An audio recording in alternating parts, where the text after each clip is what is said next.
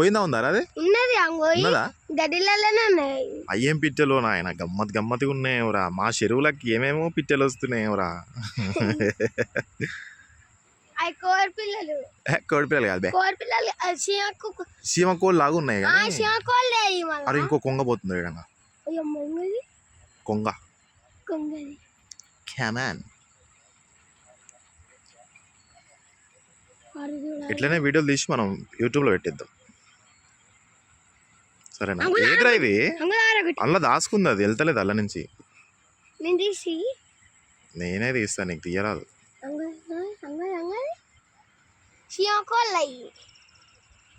మమ్మ ఇడేం లేవు మెట్లకాడికి పోయి చూద్దాం ఇంకా మస్తు ఉంటాయి. మెట్లకాయ పోదామా